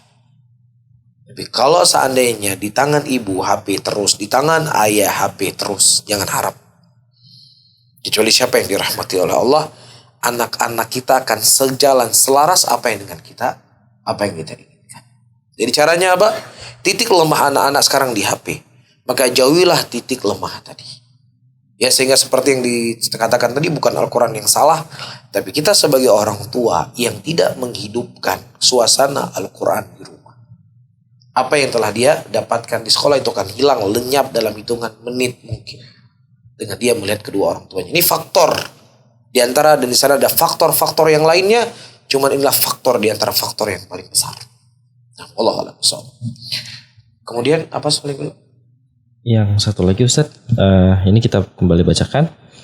Assalamualaikum Ustadz, kami sudah memaksimalkan pengajaran kepada anak-anak kami di rumah sebagai penggerak utama seperti yang Ustadz bilang tadi. Alhamdulillah. Tapi kami punya kendala bahwa saking kami tanamkan kepercayaan dan untuk patuh serta menurut kepada guru, jadi setiap kami mengingatkan akan sesuatu, maka terkadang anak menjawab, Ustazah kok nggak bilang apa-apa, bagaimana menanggapi anak yang punya pendapat seperti itu Ustaz? Barakallahu fiik. Nah, para hadirin dan hadirat rahimakumullah. Ya, seperti yang saya sebutkan tadi, adanya komunikasi yang baik ya, ada komunikasi yang baik di antara orang tua dengan guru, apa yang menjadi arahan hari ini, apa yang menjadi PR hari ini. Ya, yang namanya orang tua punya keterbatasan, guru juga punya keterbatasan, maka ketika masing-masing punya keterbatasan, disitulah akan membangun komunikasi. Ya, misalnya seorang ayah, ini saya sering tanamkan kepada anak begini dan begini. Ya, nanti tolong juga diarahkan hal-hal yang memang bentuknya tidak mengurangi dari kurikulum yang telah diatur. Karena kurikulum diatur yang nggak bisa diubah-ubah. Kurikulum itu diubahnya ya nanti ketika ajaran baru. Tapi hal yang sifatnya selingan, ya mungkin tidak ada masalah orang tua. Saya sering ingatkan sama anak saya demikian. Ya mungkin nanti di sekolah juga diarahkan lebih. Ini lagi nggak ada masalah untuk saling memberikan masukan. Cuman bapak dan ibu-ibu, saya ingin memberikan satu hal di sini penting. Ketika bapak, ayah dan bunda mengantarkan anak-anak ke sekolah, mengantarkan mereka untuk menghafal Al-Quran, yaitu adalah benteng untuk dirinya mengenal Allah, mengenal Rasulnya, dan kewajiban dia untuk mempraktekkan Islam. Bukan dia untuk menjadi seorang ustadz, untuk menjadi seorang syekh, bukan untuk menjadi seorang imam masjid dan lain sebagainya. Itu harus difahami. Tetapi kita memberikan pelajaran memberikan pelajaran agama agar dia lebih mengenal Allah dan dia menjalankan dalam kehidupannya. Nah, ketika si anak dia sudah tamat SMA dan dia sudah menghafal Al-Quran 15 juz, 20 juz, dia mengatakan kepada ayahnya, dia mengatakan kepada ibunya, ayah, bunda, abang ingin menjadi seorang dokter. Ayah, bunda, abang ingin menjadi seorang arsitek. Ayah, bunda, abang ingin menjadi seorang pengusaha. Iya, dan ini akan dihadapi oleh ayah dan bunda ketika dia punya anak yang sudah dewasa yang dia ingin menentukan jalan hidupnya. Maka orang tua jangan pernah merasa rugi. Loh, itu apa juga kamu hafal Quran? Memangnya dokter nggak perlu Quran? Memangnya ketika dia punya anak dan istri nggak perlu Quran? Jadi kembali saya tekankan sini, Quran itu bukan untuk menjadi Ustadz Firanda, bukan harus menjadi Ustadz kayak Ustadz Syafiq. Ya, Quran itu bukan harus menjadi seperti Ustadz Zulkarnain, enggak. Tapi Quran itu sebagai benteng, wajib kita sebagai seorang muslim mencintai Al-Quran. Jelas. Nah, ketika kita punya posisi anak seperti ini, kita tetap arahkan. Abang, Umi, sama Abi ingin abang beginilah sekolah agama, lebih ini dan lebih ini. Kita tetap mengarahkan. Tapi ketika anak sudah stuck pada titiknya, yang dia memang menentukan pilihannya di sini, kan nggak mungkin juga ya anak kita ingin jadi bandar narkoba, kan enggak. Ya kalau nggak jadi dokter, jadi ini. Ya kita sebagai orang tua ya sudah, jangan pernah merasa rugi. Jangan pernah kita merasa sia-sia yang telah saya lakukan selama ini. Tidak. Ya, kita tinggal mengarahkan dia. Ya sudah. Kalau abang ingin menjadi dokter, jadilah dokter yang soleh. Jadi dokter yang soleh, maka dicarilah sesuatu yang lebih minim kemudorotannya. Ya, misalnya menjadi dokter apa, dicari yang paling minimnya. Faham? Karena dengan kondisi seperti ini para hadirin, kalau kita paksa anak itu sudah dewasa kemudian dia lari dari rumah, dia jadi liar, maka justru ini akan menjadi mudarat yang jauh lebih besar. Jelas? Teman, saya tekankan, kita tetap mengarahkan dia kepada jalur dia kemana. Tapi ada anak-anak yang mereka nanti di tengah perjalanan dia akan minta berhenti. Nah, agar supaya dia tetap terkontrol, tetap dalam pengawasan orang tua, arahkan dia. Ya, dan minimkan jalan-jalan kejelekan. Bisa difahami? Wallahu ta'ala alam. Bisa. Jadi ekspektasinya orang tua ketika memberikan pendidikan kepada anak-anak, itulah bekal dia untuk hidup, bukan bekal untuk menjadi ustadz. Tapi bekal dia hidup dengan agama itu sendiri. Nah, wallahu a'lam. Baik, kita kembali kepada pertanyaan yang telah masuk via aplikasi Zoom. Kita kembali bacakan yang sudah beberapa pertanyaan yang sering banyak dikomentari tentang HP Ustaz. Nah, mungkin sebelum kita masuk tentang pembahasan HP ini sendiri, ada satu pertanyaan. Bismillah Ustaz, ada hadis penghafal Al-Quran dapat memberikan syafaat kepada 10 orang anggota keluarga. Jika anak kita sudah hafal 30 juz dan syahadah, seiring bertambah dewasa dan berkeluarga mungkin hafalannya ada yang lupa. Apakah itu syafaat itu masih tetap Allah berikan di akhirat kelak Ustaz? Allah alam, saya tidak bisa jawab. Baik, Masya Allah, kita kembali lagi dengan pertanyaan yang sudah masuk. Mungkin banyak yang merequest tentang handphone ya Ustadz. Afwan izin bertanya Ustadz, bagaimana agar anak semangat terus menghafal Al-Quran di lingkungan yang anak-anaknya memegang handphone? Kemudian bolehkah seorang ibu memaksa anaknya terus menambah hafalan saat ini dengan alasan agar kedepannya selesai 30 juz dan hanya tinggal di murojaah? Mohon Ustadz untuk dinasihati. Baik. Nah, para hadirin dan hadirat rahimani wa rahimakumullah. Nah, disinilah harus ada kehadiran orang tua untuk mengontrol bagaimana pergaulan anaknya. Ya, nah ketika orang tua memberikan waktu untuk anak-anaknya, ya berkomunikasi dengan anak-anaknya, maka insya Allah apa yang selama ini dia bergaul dengan teman-temannya, itu saya rasa akan berkurang. Tapi ketika orang tua tidak punya waktu untuk anak-anaknya, maka si anak itu akan banyak waktunya untuk bermain. Ya, bukan berarti juga kita tidak mengekang anak kita tidak bermain. Ada waktunya dia bermain dengan teman-teman agar dia bisa berinteraksi dengan manusia. Tetapi ada kadarnya yang harus diberikan. Tapi ketika orang tua tidak punya yang kesibukannya, ya yang dia menghabiskan semua waktunya dengan kesibukannya sendiri, tidak ada mengurusi anak, maka anak akan banyak bermain dengan anak-anak tadi. Makanya akan menjadi dampak yang jelek untuk dirinya kalau memang lingkungannya seperti yang kita sebutkan tadi. Nah, kemudian kedua, orang tua tetap menghasung anaknya untuk menghafal Quran, tetapi harus difahami dunia anak-anak itu ada dunianya main-mainnya. Jangan pagi sekolah, sore dileskan, malam menghafal Quran lagi. Ini bukan hal yang baik. Sesuatu yang baik ketika diletakkan bukan pada tempatnya, maka ini tidak akan menjadi baik. Hafal Quran adalah hal yang baik, hal yang mulia, tetapi namanya anak-anak ada waktu bermain. Aisyah radhiyallahu taala anha, seorang sahabiyah, istri Nabi sallallahu alaihi wasallam, istri Nabi. Ketika waktu bermain boneka beliau. Ya nonton orang main pedang-pedangan. Ya, ada waktu diajak safar. Jadi warna-warni kehidupannya. Lah anak kita bukan seperti Aisyah, bukan calon istrinya seorang nabi, karena nggak ada nabi. Ya kerjanya hafalan terus. Maka ini adalah sebuah kesalahan dan dari kejenuhan. Nabi SAW menyebutkan dalam hadis, ketika Rasulullah masih kecil pada waktu itu dan datang malaikat Jibril untuk membersihkan hatinya beliau, pada waktu itu beliau bermain-main. Ini calon nabi loh main-main. Ini anak kita bukan calon nabi, kerjaannya sekolah, ngeles, hafal Quran lagi malamnya, nggak ada waktu main-main. Apa itu main-main semuanya? Salah mendidik anak seperti ini. Begitu juga salah ketika anak diberikan main terus, diberikan HP terus, salah. Ada waktunya dia belajar, ada waktunya dia bermain. Kasih kelapangan waktu untuk dia bermain. Dan tentunya di antara permainan yang paling baik, ayah dan bundanya mengajak dia bermain-main. Setuju, Ustaz. Iya, bawa ke laut ayahnya suka naik sepeda, bawa anak naik sepeda. Nah kalau seandainya bapaknya beralasan, kan bapak cari rezeki dari Senin sampai Jumat, oke kerja. Nah Sabtu Minggu, Sabtunya mancing, besoknya naik sepeda. Setiap minggu seperti itu. Nanti ketika anaknya sudah liar, waduh kenapa anak saya liar ya, sekolah saya gak bermutu. Kan gitu jadinya.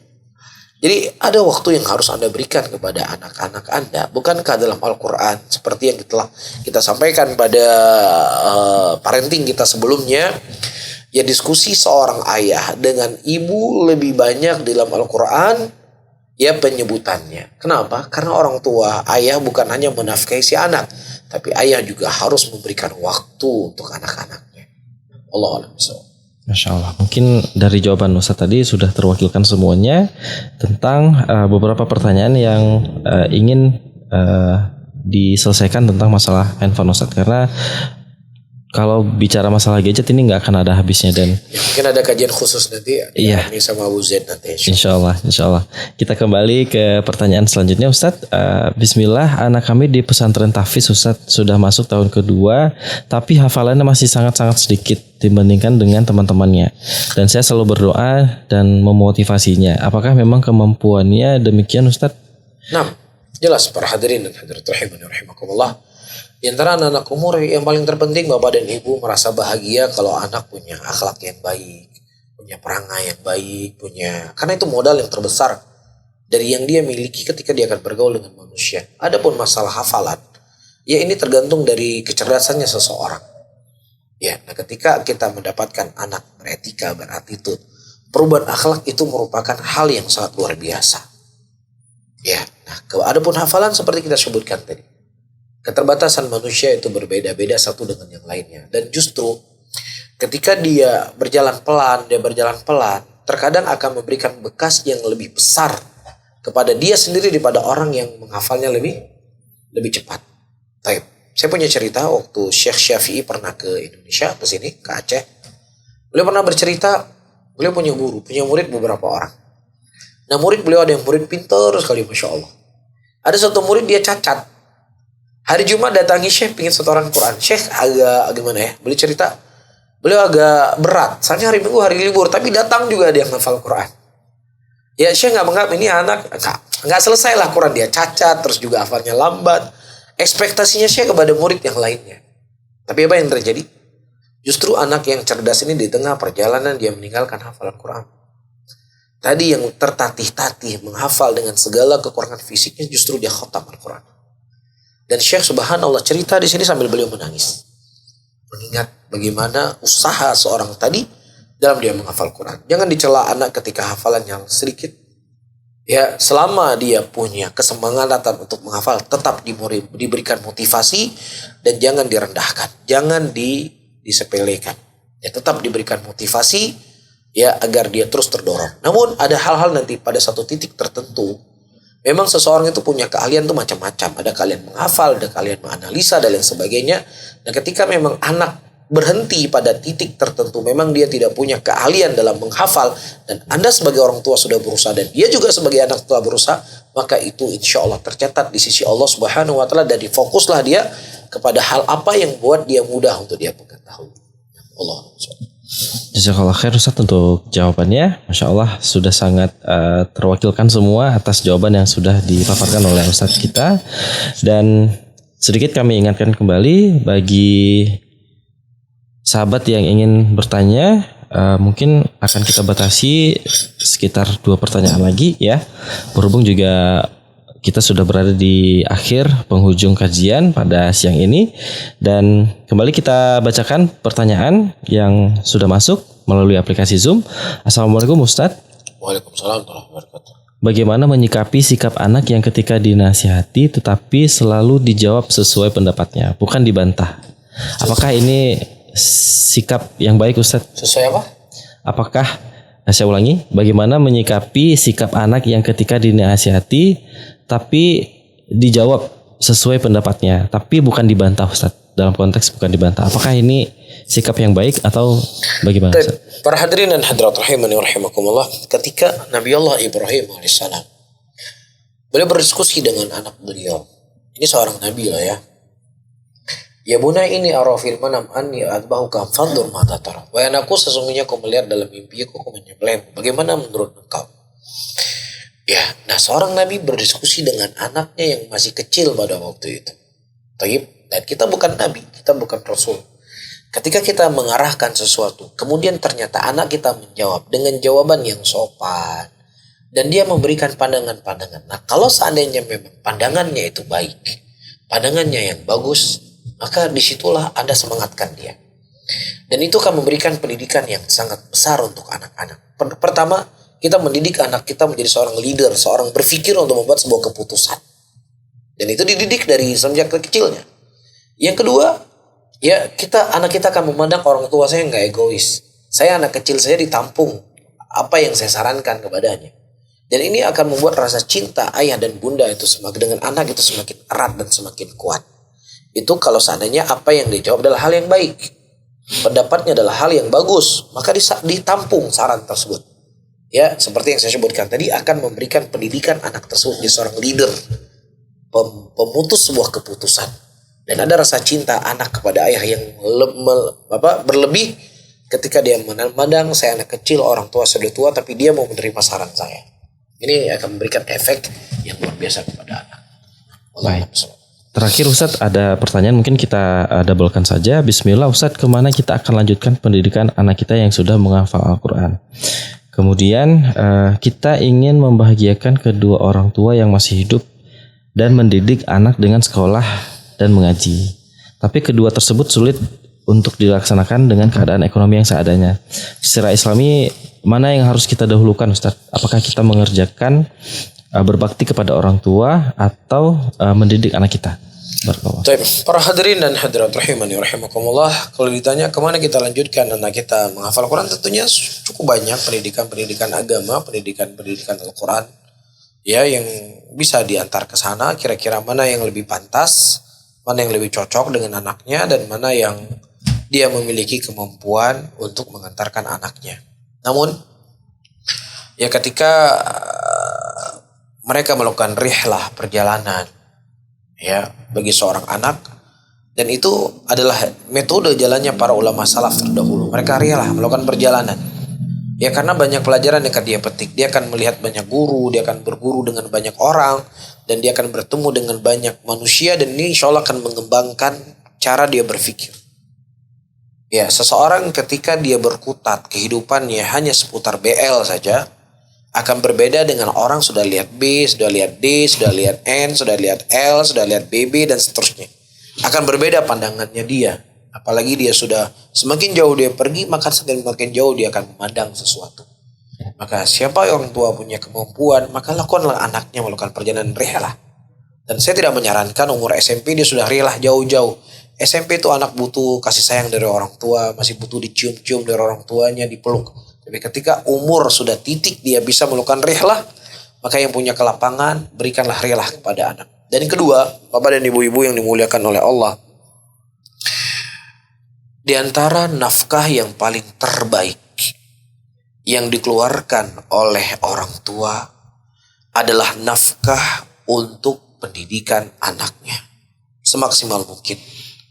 Ayah dan bunda, jangan berikan hak orang lain kesempatan ini ya kepada orang lain untuk memberikan ya bekal anak kita untuk belajar. Semaksimal mungkin kita berusaha. Jangan sampai anak saya dibayar sama orang. Jangan sampai. Karena ini merupakan bekal rezeki yang paling utama kita berikan kepada anak kita. Kalau kita melihat keberhasilan dan kesuksesan para ulama terdahulu, para hadirin dan hadirat rahimani wa rahimakumullah, kita mendapatkan pengorbanan orang tua di dalam memberikan bekal kepada anaknya. Di antara hal ternukilkan, ibu Imam Syafi'i rahimahullah memberikan periuk kepada anaknya bekal. Mungkin pada waktu itu periuk lebih mudah untuk dijual. Ada sebagian para ulama salaf mereka menjual loteng rumah mereka untuk belajar. Ada sebagian ulama salaf mereka membawa pintu kemana-mana untuk mereka belajar. Ya, jadi ini hal-hal yang mereka keluarkan. Jadi sukses keberhasilan mereka ada orang tua yang berkorban untuk anaknya. Jadi kalau pandangan saya sendiri, ya justru sekolah itu jangan gratis. Jangan gratis sekolah. Supaya orang tua ada usaha dan dia mengeluarkan harta. Wa may yattaqillaha yaj'al lahu makhraja. Barang siapa yang bertakwa kepada Allah, maka Allah akan berikan jalan keluar kepadanya. Ya, dinarun anfaqtu li ahlik a'dham wa ajran indallah. Ada harta yang kau infakkan untuk istri dan anakmu lebih besar pahalanya di sisi Allah. Apalagi infak yang dikeluarkan untuk sekolahnya mereka. Infak yang dikeluarkan untuk mereka menghafal Al-Quran. Ya, maka ketika orang tua berazam dengan azam yang kuat, maka itu menjadi sebab Allah akan bukakan pintu rezeki kepadanya. Bukankah Rasulullah menceritakan?